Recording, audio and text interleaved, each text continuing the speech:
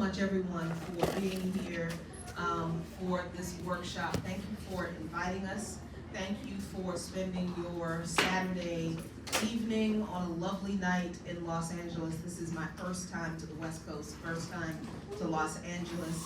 I toured around the city and didn't want to leave the Pacific Coast Highway, so why y'all want to be hanging out with us here when you could be down at the beach, I don't know, but I'm thankful. Thank you very, very much for spending your Saturday evening with us. So we want to talk about this concept of pursuing racial justice in the struggle for Palestinian freedom.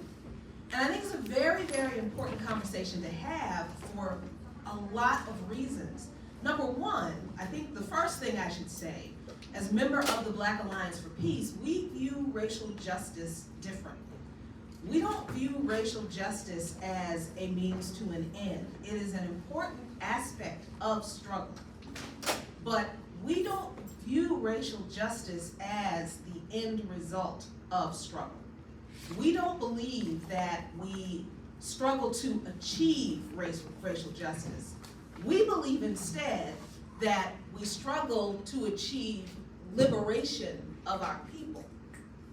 And it is in the struggle for liberation that we achieve racial justice only through destroying the systems that perpetuate the oppression that created the injustice in the first place. So we're going to get into that a little bit, and we're going to define some terms, because I think when we are engaged in this struggle, the one thing we don't do well, and I say we, the older generation of folks, I'm 55, so we older generation of folks, I will admit and I apologize, we have not done a great job in defining terms, in laying some groundwork, in exposing a lot of you new generation of people in the struggle to some very critical history, and particularly, we haven't always done a good job in connecting the struggles of people, working class, poor, oppressed, colonized people around the world, and explaining to you that it's the same struggle. We are all, no matter where we are in the world, we are struggling against the same system, literally against the same oppressor, literally against the same oppression. So our struggle is exactly the same. So we're going to get into that. So let's talk about some things. And I hope my fancy slides are entertaining-ish. And of course, we in the Black Alliance for Peace, and as organizers and radicals, we are in solidarity with the liberation of the people of Palestine, to be free from Zionist oppression, to be free from the occupation of the Zionist forces in Palestine, and to have their damn land back.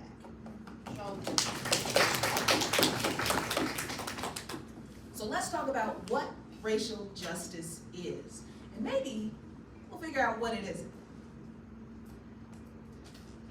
So racial justice really is a concept that does challenge European dominance, and that's very important. Racial justice is a framework and a movement that challenges the global dominance of white supremacy. And it does this by confronting the structures that uphold racialized oppression, which are, what are those structures? Capitalism, colonialism, imperialism, and then there's neo-colonialism, and we'll talk about that too. So racial justice is really both, it's what you do, and it's also an idea to be realized through your organizing. I'm sorry, let me move this out of the way, please. There we go. So, white supremacy, when we're talking about the concept of fighting for or trying to achieve racial justice, we need to understand something about white supremacy. It's not just individual people not liking you because you're brown or black or indigenous or, whatever. No, we're talking about a global system of dominance that is used to oppress people who are not European descended. That's what white supremacy is. It's not people's personal feelings. So we don't deal with people's personal feelings. So here again, I have to note that in the Black Alliance for Peace, when we talk about white supremacy, we don't talk about racism. We don't talk about how people feel about us. We don't talk about how politicians don't like black people. I don't care. The only thing I'm concerned about is what people do with the power they have and how it impacts the lives of people who are disempowered. That is what we're talking about with white supremacy, in the concept of white supremacy. And when you look at it from that perspective, then we're not just talking about, especially when we're talking about in the political sphere, we're not always just talking about white people, right?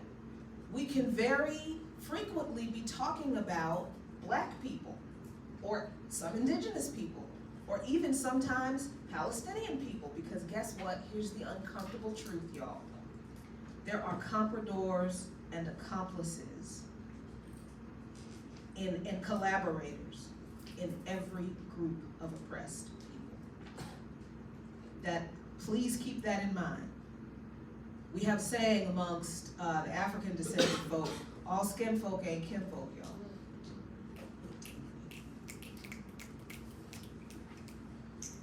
So, when we're thinking about how racial justice challenges these European systems of dominance,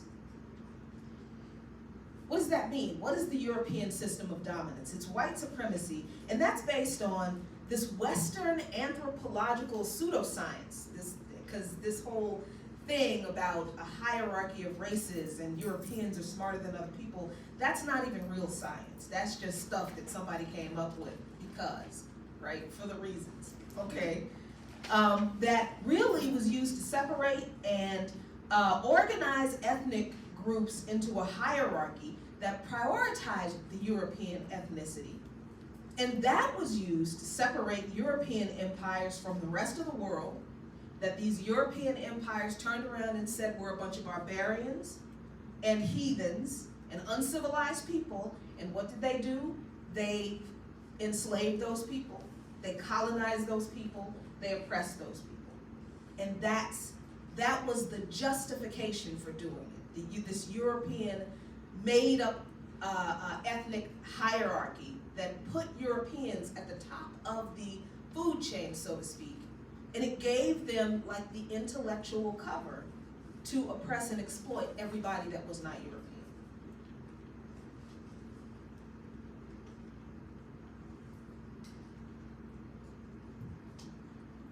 So now when we get to the concepts of capitalism, colonialism, and imperialism, when we're talking about European dominance, it's really important to understand who did this. Because we're not just talking about, if you think about feudal Europe, right? It wasn't the peasants who came up with this white supremacist idea because they were being oppressed by the feudal lords. It wasn't the feudal class, it wasn't the peasant class of Europeans that came up with this European dominance. It was the wealthy European elites. It was the rich Europeans who really were trying to figure out a way to how in the world can we make some more money without doing any work ourselves. And then when they have explorations, they pay people like Christopher Columbus to explore the lands, to see what's out there. They weren't just, like making a map. They were literally seeing whose stuff they can steal. Because a lot of these European empires didn't produce a lot of the materials that they needed to sustain themselves and grow. A lot of them were in climates where they couldn't grow food all year round. They didn't have a lot of natural resources to do some of the things that they wanted to do. But when they sent their explorers out all over the world, particularly in the global south and in India and on the continent of Africa, amazing. They found all of this stuff, all this gold and platinum and silver and cobalt and wood and fabrics and spices and that they still don't use. I don't understand how you wage war for spices and you still don't use them. So they find that the rest of the world, the rest of the non-European world, the rest of the barbaric world is rich in resources. And they're thinking up this way of how do we get these resources from these people without paying for it? Without paying for it, and in a way that will make us rich. Oh, I know. We'll say that they're not even human. We'll say that they're barbarians, and they need to be civilized. So we'll send some people to civilize them. And we'll pretend like we're their friends, but really, we'll turn them into colonies. Or we'll just steal them and enslave them. We'll force them to mine their resources for us and give those resources to us. And then we will get rich off of those resources, and if they die, they die. And that's where and why this all began. And what is that? What is that? The exploitation of people and resources for the profit of a very few. That's capitalism. That is how capitalism got started. And isn't that how capitalism still exists today? How is Amazon, which is the largest employer in this country, did y'all know that? I just found that out. Amazon is the largest employer in this country. How is Amazon exploiting the labor of its workers any different from these first Europeans, these first wealthy Europeans, exploiting the resources and the human resources for their own wealth and empire expansion back then? It's really the same thing. It's really just more technologically advanced. And it's not as out in the open. I think that we, because we have some kind of shelter, we have some kind of, some of us can feed ourselves, even if we have 2 or 3 jobs and barely, that it's not like back in the, yes it is. As long as the people who are doing the work, who are carrying out the labor, are not sharing in the profits of that labor, as long as the profits of their labor is being stolen by one person or a small group of people, it's the same thing. So now we're talking about capitalism in the context of how white supremacy got started and who really started this idea of white supremacy, or as we talk about a little bit later, pan-ethnicity. But then, this European pan-ethnicity served to dismantle the revolutionary potential of working class solidarity with the global South. Remember the feudal Europeans I told you about? They didn't really care that poor people, peasant people in these other countries in the global South, on the continent, they didn't care. Not really, that they were being exploited, enslaved, and slaughtered, nearly genocided, because in their empire, in their European empire, their standard of living improved. They were no longer serfs anymore. They were able to have a little plot of land. They were able to improve their living conditions. And they didn't have to work the land for the feudal lord anymore. They could have their own sheep, 1 or 2. So as long as they were able to benefit a little bit from the massive profits that the wealthy Europeans basically hoarded, they really were able to turn a blind eye to the devastation and destruction of entire societies that wealth came from, as long as they got a little piece of it. And oh my, doesn't that sound like the same thing that happens in organizing today, where we have a problem connecting with people among our class who should be in solidarity with us, but they're too afraid to lose whatever they think their standing is in this system to align with the people who are fighting to destroy it. It's So you see how this is ancient history, but it is literally ancient history that has never changed in the entire existence of this system that we continue to fight today. So of course, this European pan-ethnicity fueled the growth of slavery, westward expansion in the U.S., and the genocide of indigenous people, not just here on Turtle Island, but in other places around the world. And this is one of my favorite quotes from the great Nkrumah-Ture. He says, "It is only the ending of capitalism, colonialism, imperialism, and neocolonialism, and the attainment of world communism that can provide the conditions under which the race question can finally be abolished and eliminated." And let me take a minute to talk about that for a second, because I don't want people to think that, if the capitalist system in the world's hegemon today, the United States, falls, like capitalism is destroyed, and then we establish a socialist system, that all of a sudden racism will go away. That's not how this works. That's not how this works.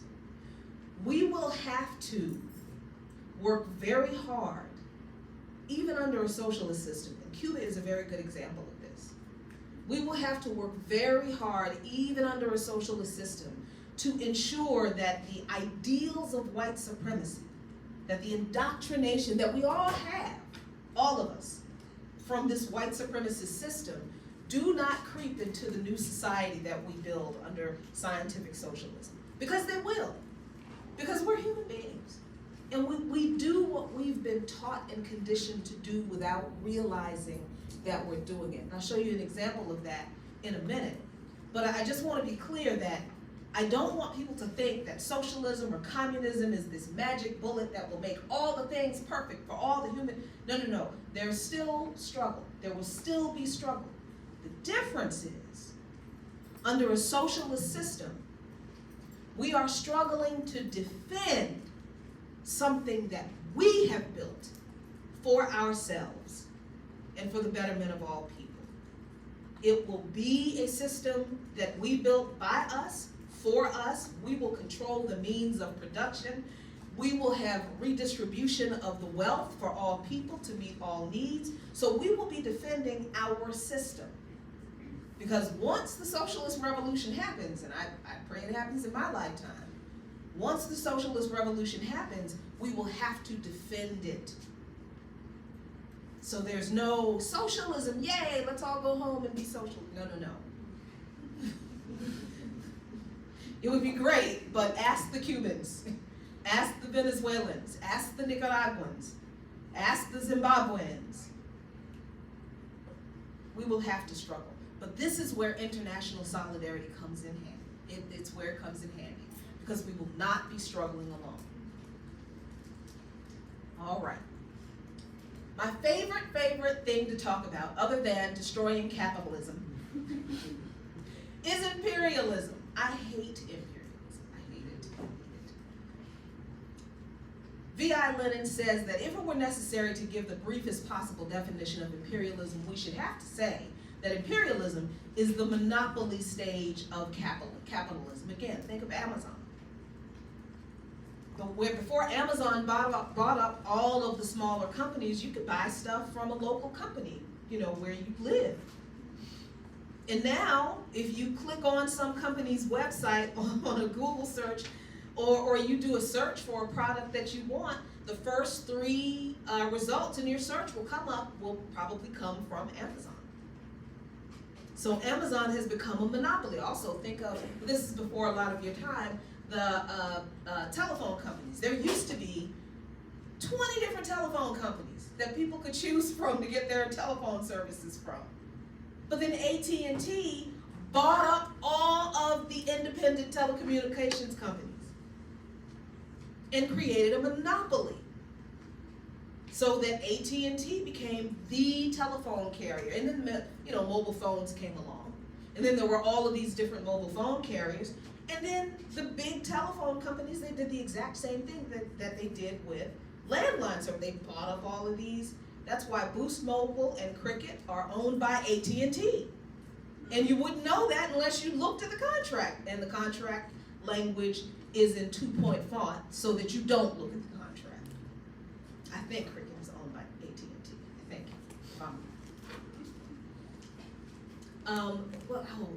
There was another example that I had that just flew out of my head. It'll come to me in about 10 minutes when it doesn't matter anymore. So this is the monetary, the economic explanation of imperialism. This is very important. But there's another definition or another kind of imperialism that I think is, I won't say it's more important. It is a kind of imperialism that we cannot divorce from this imperialism. And this is the political influence type of imperialism. I hope you can see this. So there's a relationship between imperialism and colonialism.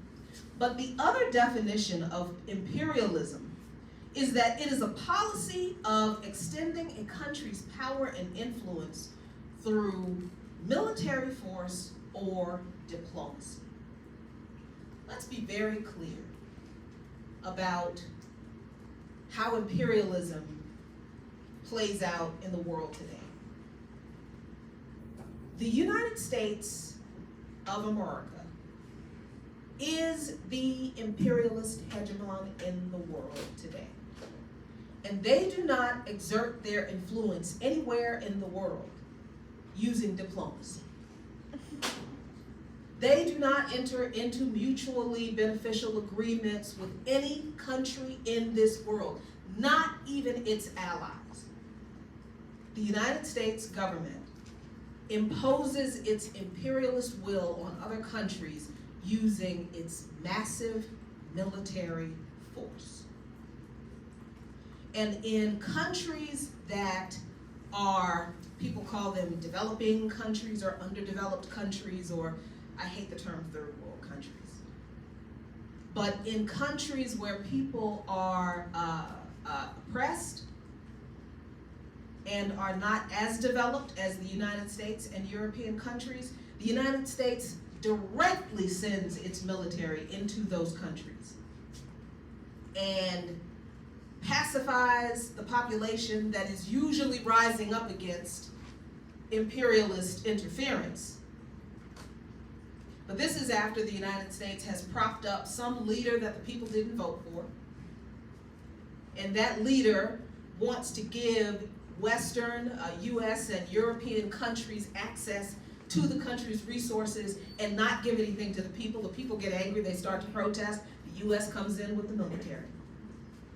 Or if the people do elect their own leader, and that leader makes an announcement saying, I am going to nationalize the resources of this country. The money that our mining operations make, we're going to use it to redistribute that money to the people so everybody can have housing, healthcare, education. Say it. Come on. Where else? Chile. Where else? Guatemala. Where else? Iran. Where else? Uruguay. Where else? Indonesia. That's right. Where else? Cuba, Venezuela, Zimbabwe. Zimbabwe is a uniquely stark, I think, example. For all of Robert Mugabe's faults, and he had them. When he came in and said, I'm taking the land that the Dutch white supremacists stole from us, I'm taking it back and I'm giving it back to the African peasant farmers. Then all of a sudden the United States is like, oh, Zimbabwe's economy is terrible. These people had all of this farmland. How is the economy terrible? Well, the United States controls the global markets. So they told countries not to trade with Zimbabwe. And Zimbabwe's economy did suffer. So eventually, Zimbabwe was forced by the US to give some of that land back to the white people who stole it in the first place. So when the people And that's an abridged version of the story. There's a whole lot more. But, we don't have that much time. But when the people elect their own leaders who want to govern for the people, for the benefit of all of the people in their society, the United States government never likes that because they want to continue to maintain access to those resources in that country. So you know what they do? They foment a coup. In all of the countries you all just mentioned, every single one of them and some more, the United States government has been responsible for overthrowing democratically elected governments that did not want U.S. influence in the country and did not want the U.S. and Western capitalist corporate powers to have access and control over the resources in that country. So this isn't, the imperialism the United States imposes on the world is not based on diplomacy at all. It's based on military terrorism. That's what it is. Through particularly formations like AFRICOM on the continent of Africa. All of this talk about, Islamic jihadist terrorism on the continent, we have to fight it. Did you know that terrorism, quote unquote terrorism on the continent of Africa has increased 1,000% since the establishment of AFRICOM on the continent? 13 years. So the very terrorism that the United States government is always saying they have to send the military in to fight, they actually either created or made it worse. And they do it intentionally. So this is U.S. imperialism. Its relationship to colonialism is that colonialism is acquiring partial or full control over another country and exploiting it economically. Colonialism is the result of imperialism. It is both the result of imperialism and it's the way imperialism plays out. It's a symbiotic relationship. Imperialism is the ideology that drives colonialism. Under colonialism, it's extending territories, forming colonies and settlements, and exploiting their resources. The illegal settlements in Palestine is colonialism. It is settler colonialism. The very existence of the United States of America, it is settler colonialism. These people weren't here. These people did not come from here. Their parents weren't from here. They showed up from Europe for whatever reason, that religious freedom, whatever it is, it doesn't matter. They weren't from here. They weren't related to nobody here. They weren't nobody's cousin. Ain't nobody invite them. But they showed up, established some colonies and said, this is ours. And they drove out or slaughtered everybody who was here, not just because they were here, but because they challenged their right to what they wanted. Same thing is happening in Palestine. Same thing. Imperialism can be categorized into formal and informal imperialism, and it produces two main types of colonies: settler colonies and dependencies. And when we're talking about dependencies, I think this is where neocolonialism comes in. Because neocolonialism is when a country like Ghana has won the battle over its former colonizers, as many African nations did. How much cussing can I do?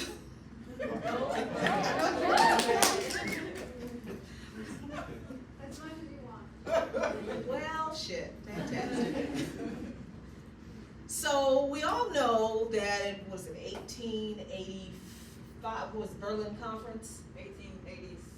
Yeah, the European nations got in the room and decided, you know what, we live on a rocky continent that we can't grow nothing on, and we can't grow nothing. And we don't grow nothing, so we have to go take it from somewhere else. You know, those Africans, wow, they got a lot of stuff. How do we get it without paying for it?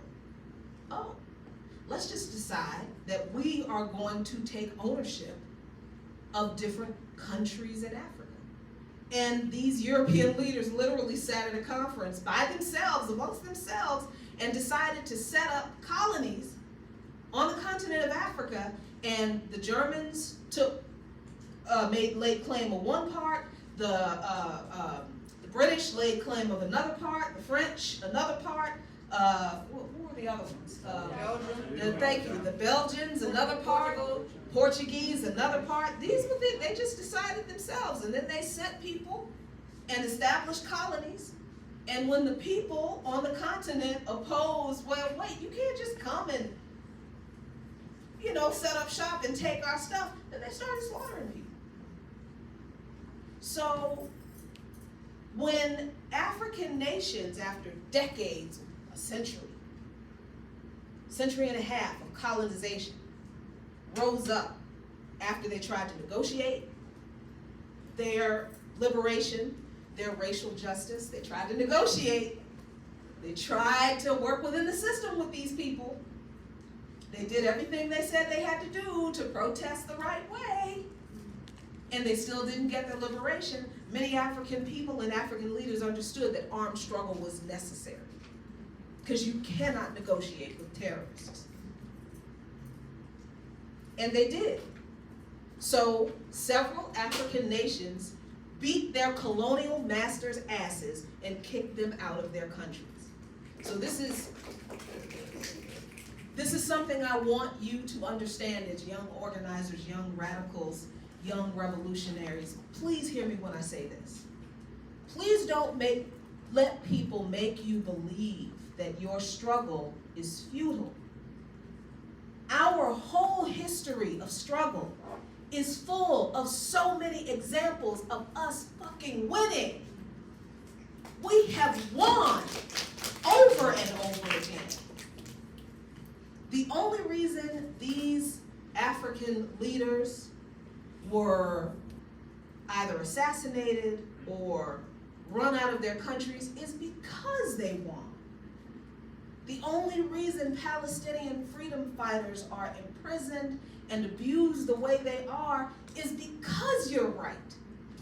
And winning. And winning. So please don't let people think, I know it looks, and this is something that we have to keep in mind too, the older generation, because we're like, oh my God, we're fighting the same thing again? Yes, we are. Yes. This will be the eternal struggle. But that does not mean we don't have victories along the way, and we've had many. Don't lose sight of the victories. Please do not.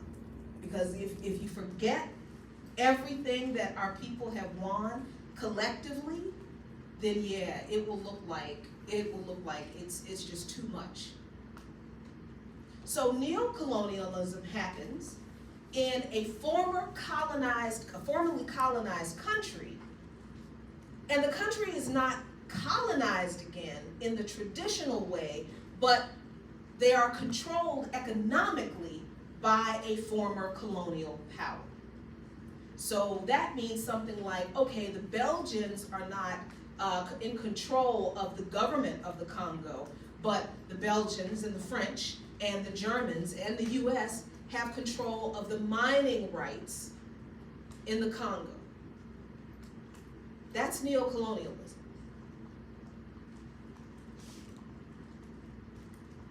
So, talked about pan-ethnicity and European dominance. What does that look like today? This was a really interesting video. Oh, did I put it on 2 different pages? Oh no, I didn't. Okay, so this is the European Union's foreign policy chief, Joseph Borrell, who describes pan-ethnicity in a nutshell, in a way that you will hear it talked about today. Hope this is loud enough. Joseph Borrell has called for more engagement with the rest of the world, which he dubbed as a jungle, as in order to protect what he called the European garden. The EU foreign policy chief will share Can't his hear. thoughts that it target Belgium's future. Can you hear it in the back? Maybe put the microphone on. Yeah, let me do that. Let me put the It microphone should be up. connected to the. Let's see. All right, let me see. Oh, you got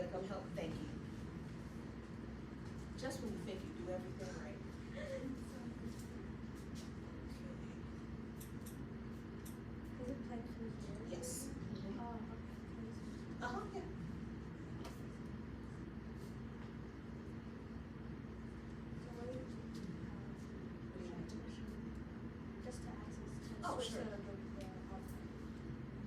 Okay, close your eyes. You don't want to look at. No, I'm just kidding.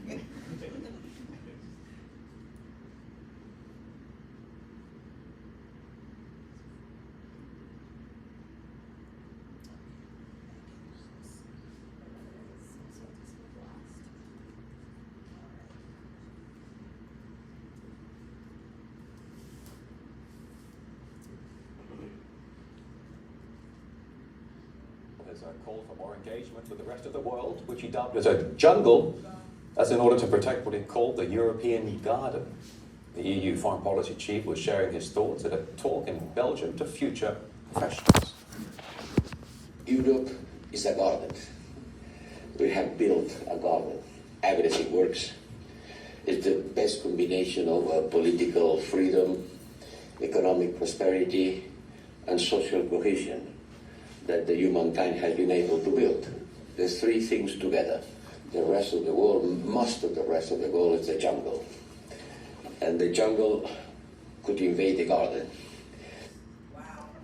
Europe is a garden. Europe is a garden, y'all. Europe is a garden. And the rest of the world is a teeming jungle full of wild animals and barbaric beasts who need to be tamed and controlled. And if they're not, they could invade the garden. This is the white supremacist mindset. This is the pan-ethnic mindset. And this is global. This is a guy from the EU. You know, he's not David Duke from Louisiana. He's a polite European politician, very, very posh and such.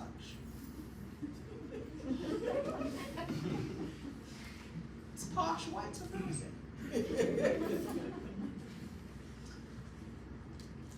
So that's what, oh, sorry about that. So that is what white supremacy or European dominance looks and sounds like today. It's the same thing, same fight. So when you hear things like that, you know, please don't think that those kinds of comments are, oh, because people will always say, oh, they misspoke. Oh, that's not what he meant. No, it is white supremacy. That's what it is. And in the Black Alliance for Peace, specifically, we use the term pan-European colonialism. And we do that to connect the oppression of colonized people around the world and in the domestic colonies in the U.S. Y'all who live in working class and poor, black and brown neighborhoods in this country, you do understand that you live in a domestic colony. It's not an accident that in most cities in this country, the people with the lowest income of a particular race or ethnicity all live in the same neighborhood and have no hope of being able to move anywhere else because we are kept on the domestic colonies where we are meant to be kept. And we are meant to be kept there to protect the private property of the wealthy. And who does that keeping us in those domestic colonies? Take a wild guess. Say it. The police. Say it louder. The police. Thank you. So, Gaza and Palestine, it's no different from Southeast DC. Compton, Watts, same as Gaza.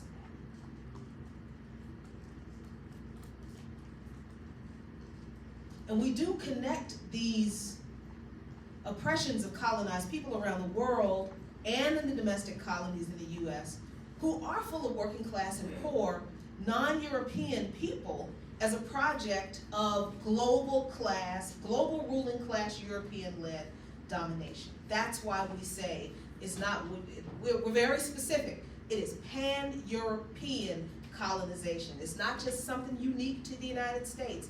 It's something unique to European descended people all around the world.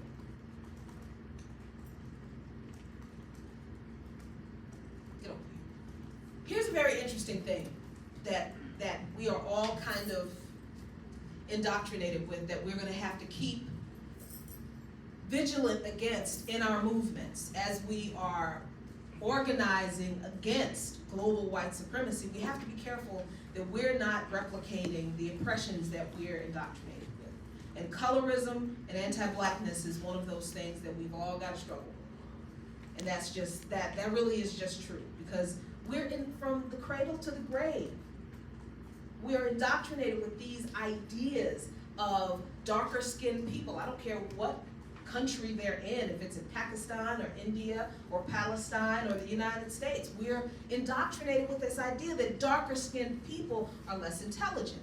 They are less, what's the word I'm looking for? They're less refined. You know, they are only qualified, or they're only good for the most menial jobs. And that view of people within a ethnic group improves as the color of the person's skin gets lighter. And there's a whole lot behind that and into that. We don't have time to go into that, but you know it's because of the whole enslavement and y'all are college students. You know how that works. But there's this idea that the less dark we are, the more worthy or valued we are. And that is also a product of white supremacist pan-European thinking. So in our movement circles, as we organize, we have to be careful that we are not perpetuating these same, what's the word I'm looking for? These same oppressions among us, because it happens. Just like we have to keep a lookout that we are not being gender antagonistic toward people, that we're not disrespecting people's expression or their orientation or how they want to be called or viewed. And I have to tell you, as a middle-aged person, it's very difficult for some of us who've been around for a while to have the conversation about pronouns and different, gender is fluid, and because we grew up in that time where it was like you're a man or you're a woman, and we didn't really get that was patriarchal thinking, because we had never been to other places where there were different representations of people all over the place, even throughout our own African ancestry, right? So yeah, some of it is very generational. So I'm warning you, younger folks, please be patient with us. We can be ridiculous sometimes. It's true, I'm just gonna tell you. We can just be, and this was a fight that I had with it wasn't a fight, okay, it wasn't a fight.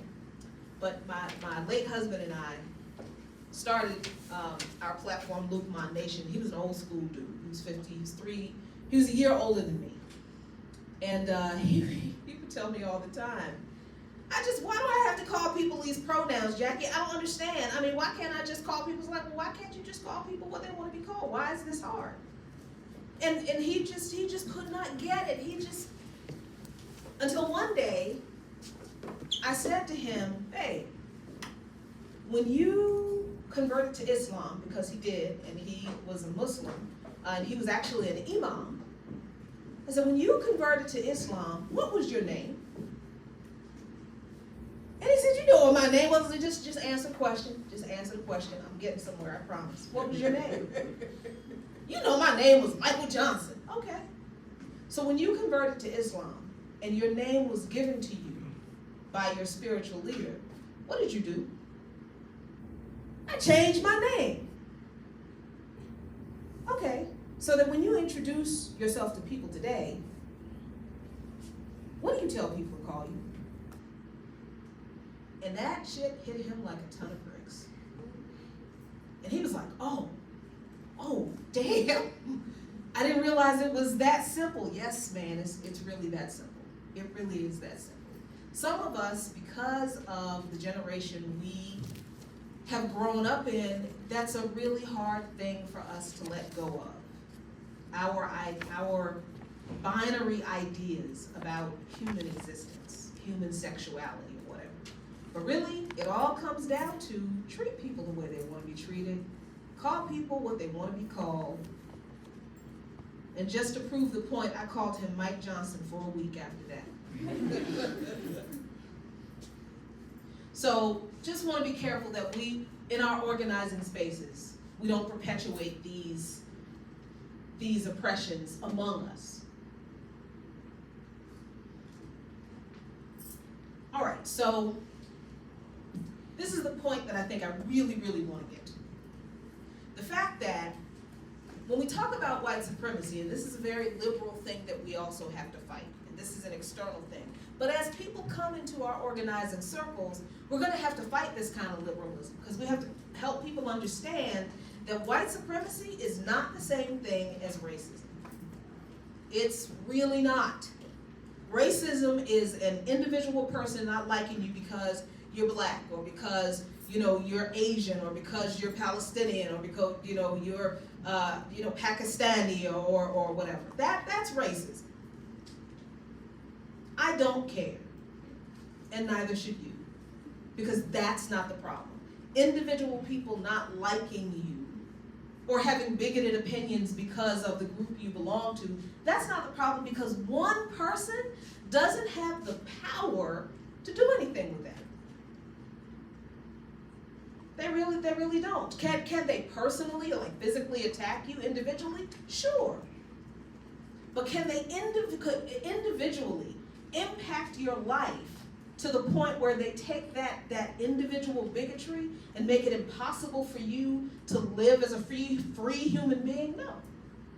No, not usually. I'm not gonna say never, but not usually. So this discussion about white supremacy is not an issue of people's feelings about you. So when we are organizing, when you are organizing about confronting white supremacy, please don't have the conversation about changing anybody's damn mind. This is not about changing people's hearts and minds. The fight against white supremacy is about power. It is about who has the power, what they're doing with that power, and who they're doing with that power to. That's what the conversation about white supremacy is about. So when we think about that white supremacy is not individual racism, is not people's feelings, and we understand that white supremacy is an interconnected system of domination, a global interconnected system of domination. This is why international solidarity is so important, y'all. Because white supremacists, these people, they have a global interconnected system of power. They organize internationally all the time. Steve Bannon, this is an example. Steve Bannon showed up, all of a sudden nobody knew who he was, all of a sudden he was Donald Trump's whatever. He comes on the scene, he's got this obvious, they called it Western chauvinism, but it's really white supremacy with a nice name. And then, he says some really weird things when Trump is elected, and Steve Bannon disappears. He's not in the White House anymore. He's not the White House advisor. And people are like, oh, Steve Bannon goes away. No, he doesn't. Steve Bannon goes to other countries.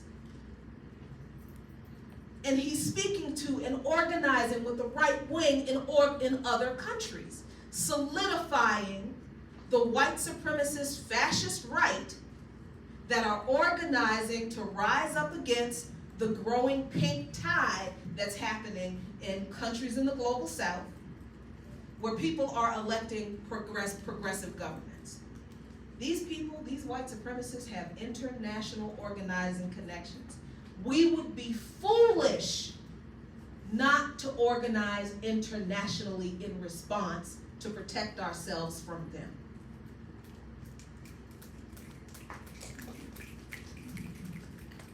So racial justice, it is not a means to an end. We at the Black Alliance for Peace do not believe that, because you cannot achieve or receive racial justice in the same system that has perpetuated your injustice. It cannot happen. The people who oppressed you are not going to turn around and make it right.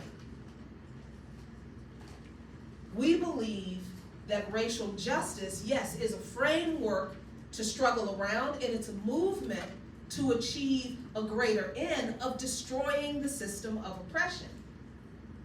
And we do that by challenging the global dominance of white supremacy, by confronting the structures that uphold our racialized oppression, our collective racialized oppression, which are capitalism, colonialism, imperialism, and neocolonialism. I didn't put that there.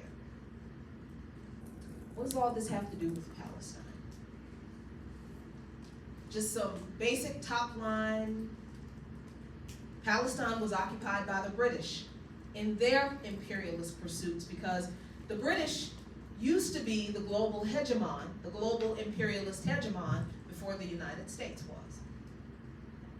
Britain gave Palestine to European Jews who set up colonies in Palestine, displacing millions, murdering millions in an ongoing settler colonial process that continues today.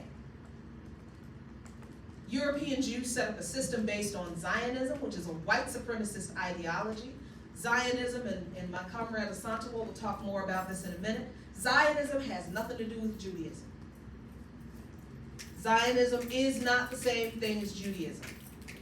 Theodor Herzl, the father of Zionism, wasn't even an Orthodox or observant Jew. He was a secular Jew who didn't give a damn about religion. He wanted to establish a base of power for specifically European Jews, and particularly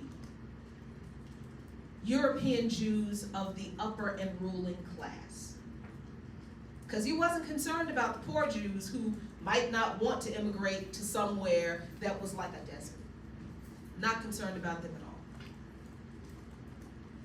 So European Jews set up a system based on Zionism, a white supremacist ideology that prioritizes European Jews over every other ethnic group in Palestine, even other Jews. Zionists in Palestine, who are occupying Palestine, they hate Orthodox Jews in Palestine. They hate Ethiopian Jews in Palestine. They just do. So we're talking about a white supremacist system. European Jews established also an apartheid system over Palestine, relegating the people to a non-citizen status, relegating them to oppressed colonies in their own land. Israel's government uses its imperialist influence to compel other countries to either do its bidding or turn a blind eye to its crimes. So Palestine's struggle for liberation mirrors the liberation struggles of colonized people around the world. And our struggle for liberation mirrors yours. So thank you all so much. I want to leave you with these words from Nkrumah-Ture, My big brother, y'all. on Zionism and imperialism. I hope this plays right. That great man, V.I. Lenin, at the turn of the century, wrote a book entitled Imperialism, the highest stage of capitalism. Is it? Imperialism, the highest stage of capitalism? Yes. If one would read this little pamphlet, one would see here that Mr. Lenin had precisely pointed out that all of the world had already been conquered and divided by colonial powers. There was no else in the world left to be conquered or divided by colonial powers. This is the time when Zionism comes to rise. Zionism comes to look for a state when everywhere else in the world is already dominated. But in order for Mr. Herzl to get a country for Zionists, what he did was to attach himself to imperialism, British imperialism in this case, quite specifically.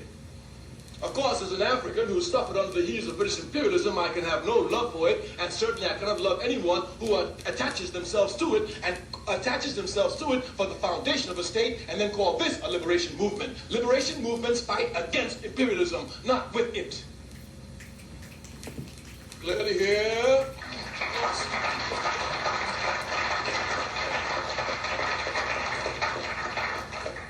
The legal foundation of the State of Israel is what is known as the Balfour Declaration.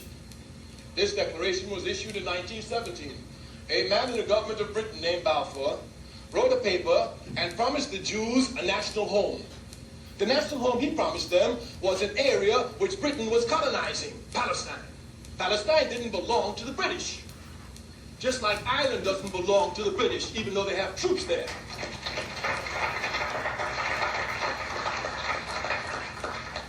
But here, these British imperialists signed a note and gave it to the Jews, and they accepted it. Where is the morality for this? If you say that Israel belongs to you, then you don't go to the thief to get Israel, you go and take it. Once you go to an immoral being such as British imperialism, and this is the basis for you getting the land, then clearly here those who are truly liberation fighters must question this. The basis, we say, is the Balfour Declaration, and Zionists know it. The Zionism is certainly not a liberation movement, because it never fought against any imperialism. As a matter of fact, today, Zionism is the baby, child, and infant protector of imperialism in the Middle East. It carries out the interests of American imperialism. As a matter of fact, Zionism and American imperialism is like this. If our tax dollars would stop giving money to Israel, the state would sink tomorrow. And certainly no one can deny that American imperialism is the leading imperialist nation in the world. So we cannot see how a liberation movement is so tied, string in hand to American imperialism. They work hand in hand with American imperialism. Thus they can hardly be a liberation movement. In addition to this, Zionism has nothing to do with anything religion, nothing. All religions are concerned with human beings after they die. That's what religions are for. Islam will tell you what happens to you when you die. As a matter of fact, this which forces you to live a good life so that after death you'll be able to enjoy the rewards of heaven. The same is true for Judaism. But Zionism says nothing about the individual after they're dead. They don't give a damn about you. Thus, Zionism has nothing to do with religion at all. And one should not make the confusion here. The Palestinian state belongs to the Palestinian people. This is a fact. That great man, B.I.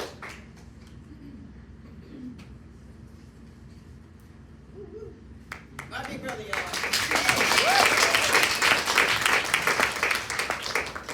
So, in the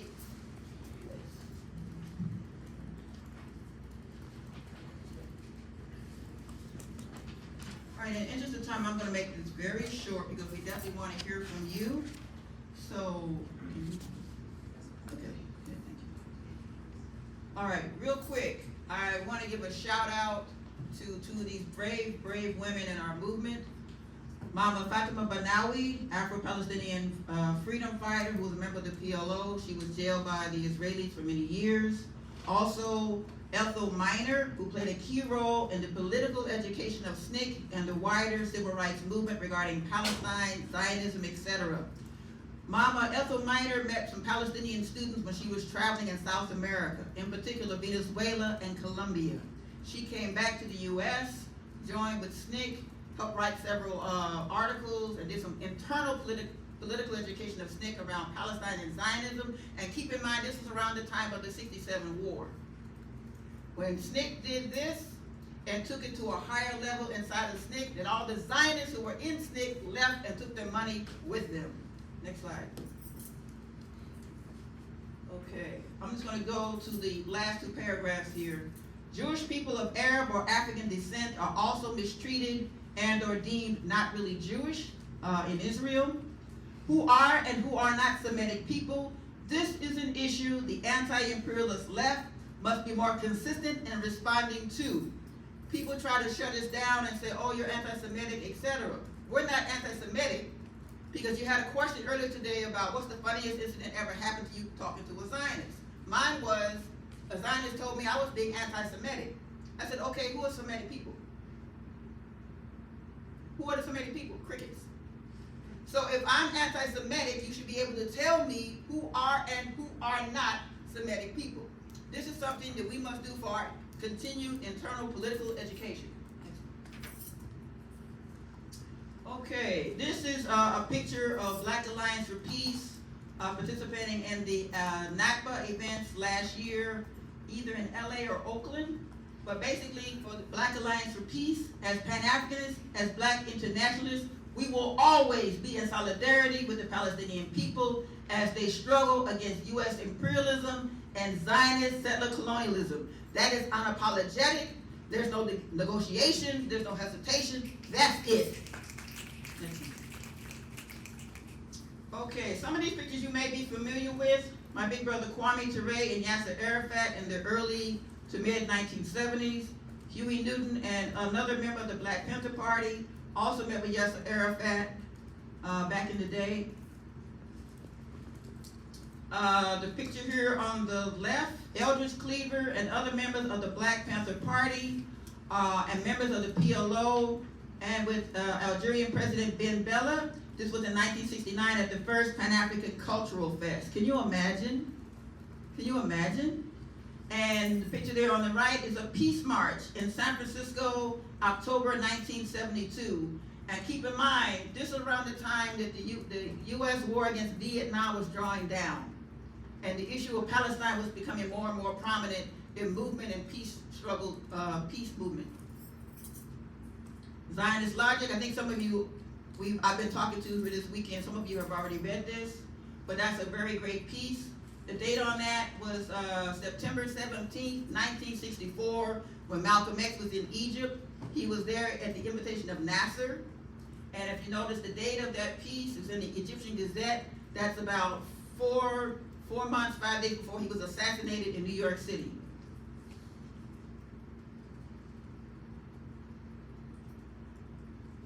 And I like this one because I met a comrade outside here. I asked him where he was from. He said he was from Vietnam. I said, did you know that Yasser Arafat got his first military training in Vietnam under the leadership of Gia, who even the U.S. acknowledges was a great military strategist and great military leader of the Vietnamese people. Okay, solidarity with Palestine, Cuba, Venezuela. If any of you know anyone who wants to study medicine and you don't want to pay the high price of studying medicine here in the United States, talk to me later about the Latin American School for Medicine in Cuba. We can talk about that. There are hundreds of Palestinian students who have studied medicine in Cuba. Also there, Hugo Chavez. Nelson Mandela, we know he never wavered in his solidarity with Palestine. No matter what different news people tried to pressure him or belittle him, he stayed firm. Also Kim Il-sung of North Korea. Right of return is land back. The Native Americans have this red piece here that was on the desk here. Please read that. If you don't have I didn't bring enough copies, but it's an important piece because Native Americans of the United States have written an analysis about settler colonialism in the United States and Palestine and how it mirrors similar struggles. It's a very brilliant piece, so I hope you get a chance to read it when you get a chance. Fusako Shijanobu, real quick, was a co-founder of the anti-imperialist Japanese Red Army who did some very courageous work to show her solidarity with Palestine. She was released from prison last year after serving 20 years in prison, and before that she was on the run, meaning they couldn't find her, right? So the Palestinian Youth Movement welcomed her release and described her as a lifelong comrade of the Palestinian people and struggle. I think my Irish comrades, where y'all at? Where y'all at? All right, all right. I don't need to say anything else about the Palestinian people and the Irish Republican movement. There you go. Black Australia to Palestine, solidarity in decolonial struggle. I was reading some articles about Palestinians who are in Australia and work that they do in solidarity with the Aboriginal people. I would really encourage you to check that out. This is some suggested resources. We can skip that. Well, I know we're running out of time. We do want to hear questions and comments from you. But I want to give a shout out to our comrades from Jewish Forces for Peace. They wrote a report called Deadly Exchange about police being trained in Israel. So check that out. It's on their website. It's kind of about 30, 40 pages long, but it's really worth your time in reading.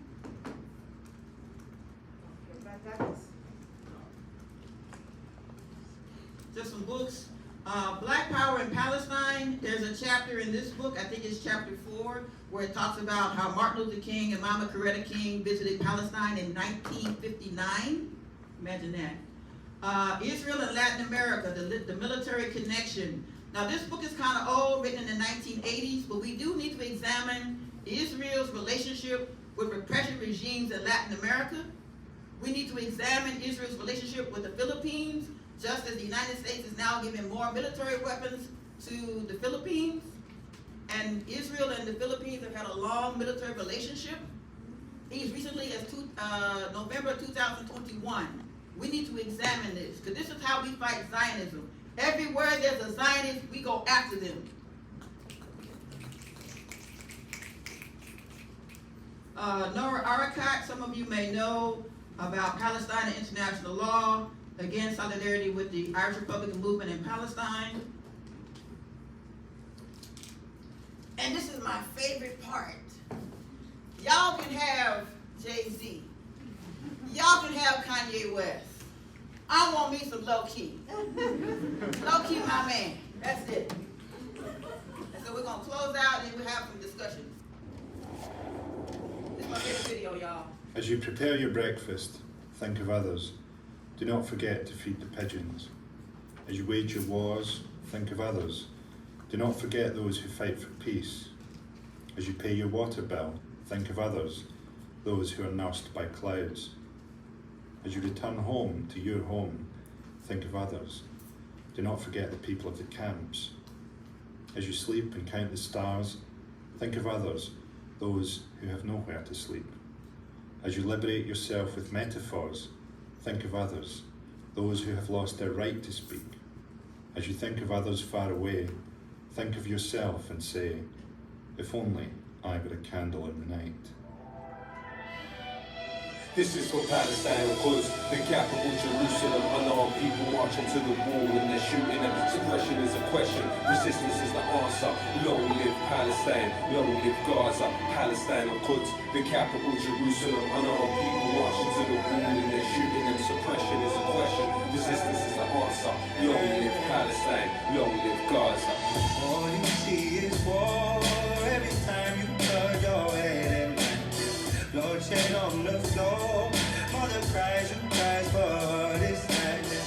Truth between these walls, see the lines between the lines they hide. Where the bullets coming from the tyrants dressed in our disguise. I'm a rider till the end, even if I gotta push back for all my friends. Cause you know that I'm a rider, let me see a lighter, and we not gonna stop the Palestine is free. But still you know that I'm a rider till the end, even if I gotta push back for all my friends. Cause you know that I'm a fighter, let me see a lighter, and we not gonna stop the Palestine is free.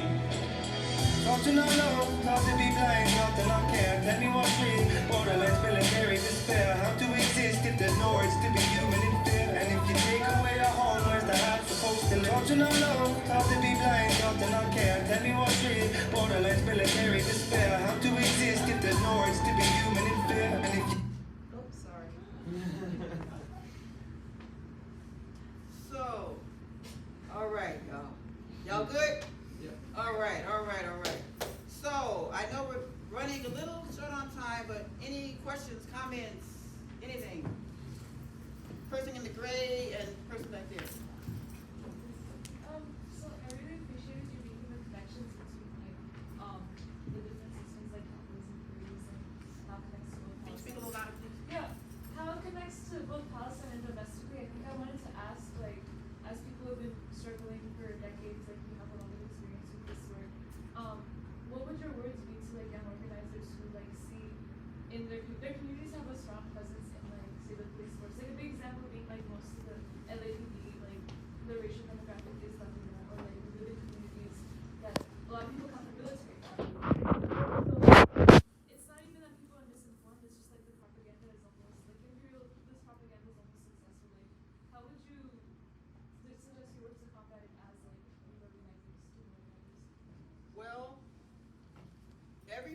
sure every organization has to decide how they handle that, right?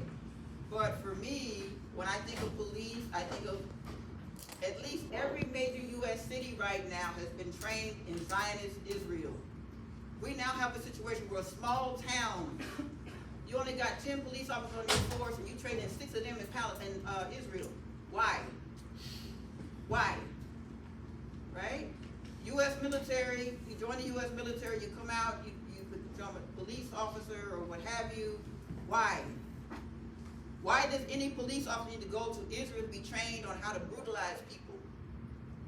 So we need to look at the police industry, we look at the surveillance industry, how Israel is trading and sharing all kinds of surveillance technology. Who's going to be surveilled? Who's going to be spying on us and our movements? Right?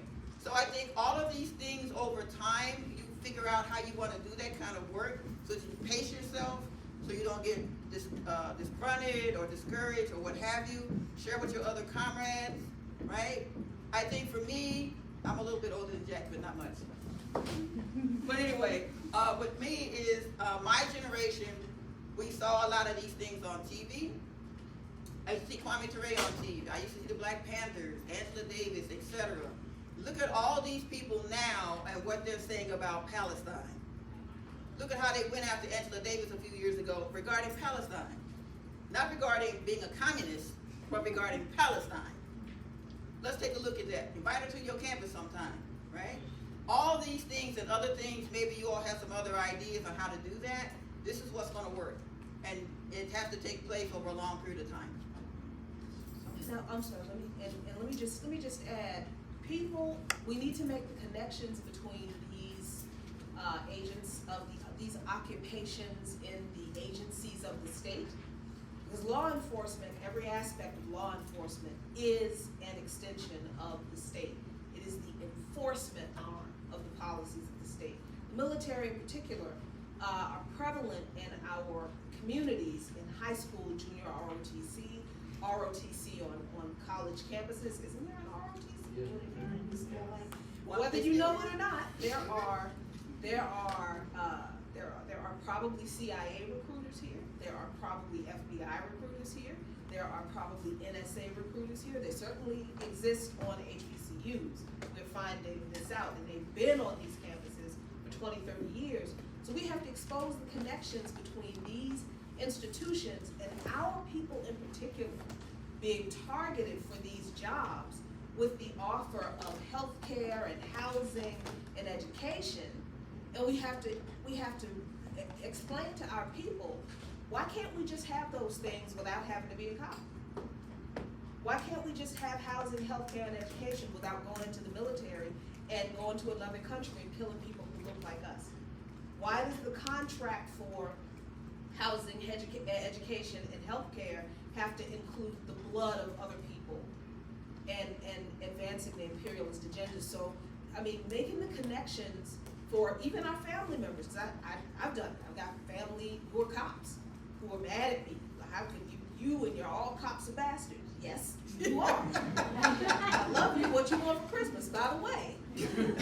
You know, these, we have to make the connection between the imposed and manufactured poverty in our communities and the lack of opportunities to live a decent life. And then the only way out we are given is to be a cop or to be in the military. Good person back there. Yeah, my question is very similar. And talked about, well, actually, I should say first, thank you. This was fucking amazing. Thank you. Thank you. But you talked about the liberal depoliticization and also co-option of our movements, whether that's internal or external.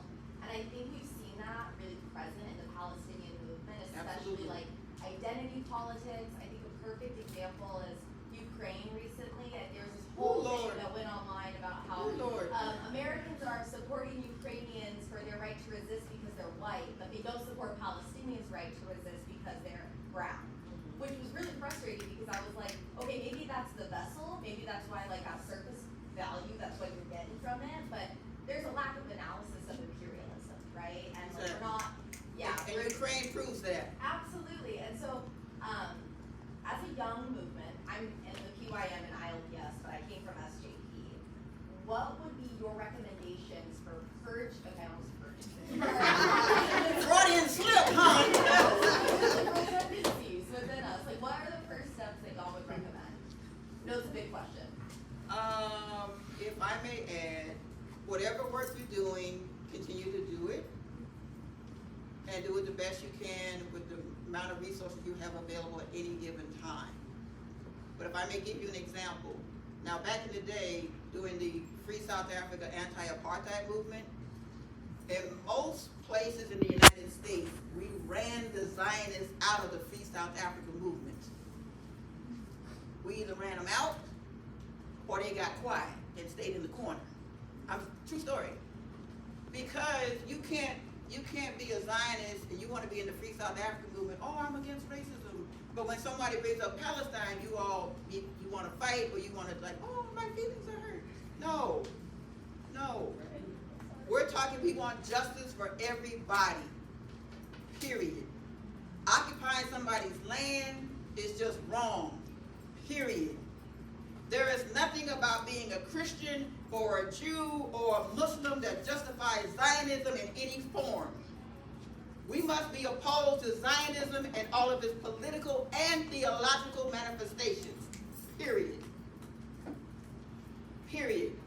Now, what that looks like for your organizing or whatever group you're in or whatever, that depends again on what you're doing, your resources, etc. But I think it's the consistency that wins over time. I remember when most Jewish comrades didn't want to talk about being against Zionism, even though they knew it was the right thing to do. Now we have Jewish Forces for Peace and other organizations that are faithful to their Jewish religion, but they also, because of that, denounce Zionism. We got Jewish Forces for Peace and their public statement condemning Zionism. We got other Jewish groups that condemn Zionism. That means somebody had some powerful and painful conversations with their grandparents and their great-grandparents and aunties and uncles, etc. Some of whom may have survived the Holocaust or some other anti-Jewish bigotry. This is the distinction we make at Black Alliance for Peace. We are against any type of religious bigotry. And we support the Palestinians. Period. But again, whatever you have to do, you do it. If there are some elders and experienced people around where you live, you need to ring them up and tell them where you been. Why ain't you out here with us young folks? You know, I tell people my generation, and I told some of you earlier today, for what I've been doing all these 40 some odd years, not all of us joined the Democratic Party. We ain't all dead, in jail, or no, we all sold out. Some of us are still around here. Los Angeles, California used to be a hotbed for this kind of organizing. Where are all the elders in Los Angeles?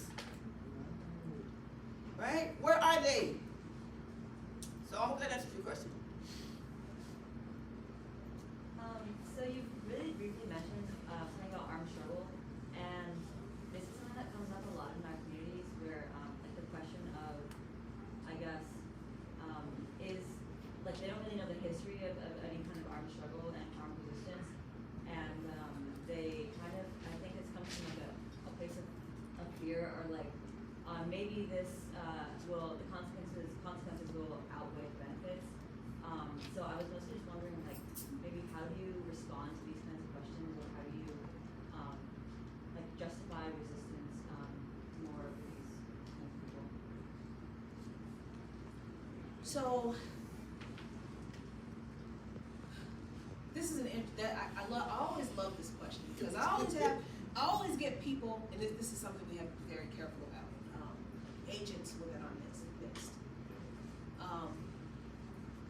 You have people who are in your organization who just show up out of nowhere and they're like, hey, look, we really need to be armed. I've got guns. I can blow stuff up.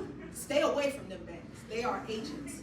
That nobody, you cannot, people who just show up in your organizing spaces offering up violence for the sake of violence. That's not armed struggle. Those are people who are trying to incite and infiltrate our movements. And we know this because we've been around and you know, we know this. This is how they do, right? But this does not mean that armed struggle is not, and will not at some time be very, very necessary. In Palestine, it is more necessary than maybe it is in the immediate sense than it might be for us in certain ways, right? But I think when we're talking about physical resistance, armed struggle, it is literally, and this is how I explain it. This is what I said, like when I said earlier, when you try to negotiate with your oppressors, when you try to do, things that they keep telling you, well, look, you're doing it the wrong way, you're protesting the wrong way. Okay, well, what way would you like for us to protest? Do the X, Y, and Z. All right, we do X, Y, and Z. Nothing changes. As a matter of fact, things get worse. We protest again. Oh, that's not the right way. Well, you told us to do it this way, we did it, and things got worse or nothing changed. So now what do you want us to do? You go through all of those steps. And then you get to a point where you have to ask people who are telling you that armed struggle, the physical resistance of an oppressed people is illegitimate. You have to ask people, how long do you want people to smile politely while others kill them? It really is a matter of, it's an existential question. Because the people who are oppressing our people are terrorists. And if this government says it doesn't negotiate with terrorists over bullshit, why can we not declare that we don't negotiate with terrorists over our very lives? So we have a right to defend our life against the existential threat to our life. And here's what I want people to understand. Please stop expecting people who don't agree with that to suddenly agree with you just because you told them. Because they won't. They won't. That's the best answer I got for you. And the disclaimer is that none of the things that we tell you to do in organizing may change people's minds. Most people might not change most of their minds, but it might change one. Adon, I'm looking at you. I'll talk to you guys after. Okay, no worries, no worries. Anyone else? Anyone else?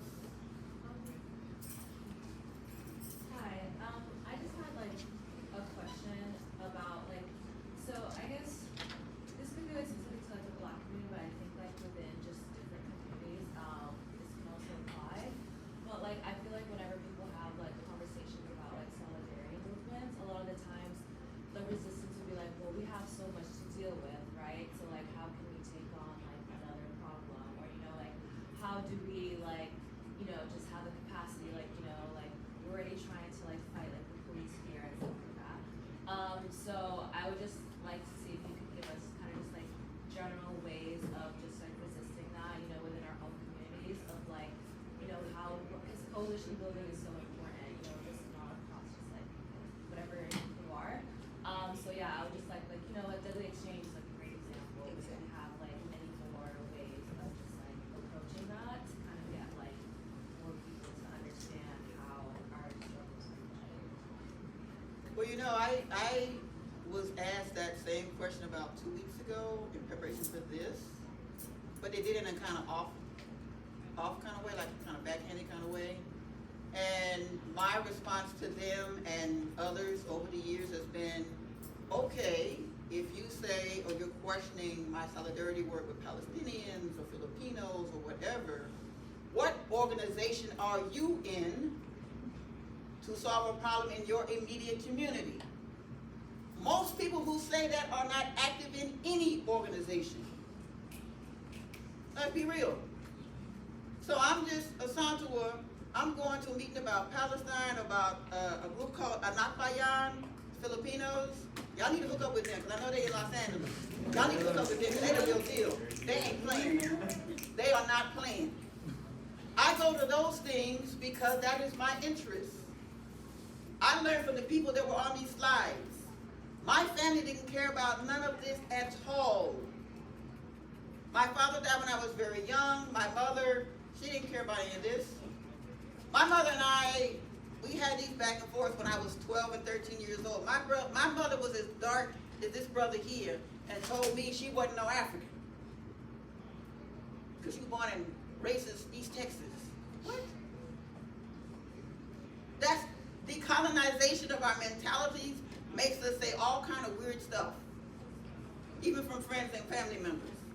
So I'm saying all that to say, a person who says that, ask them what organization are they in. Are they even active in the NAACP?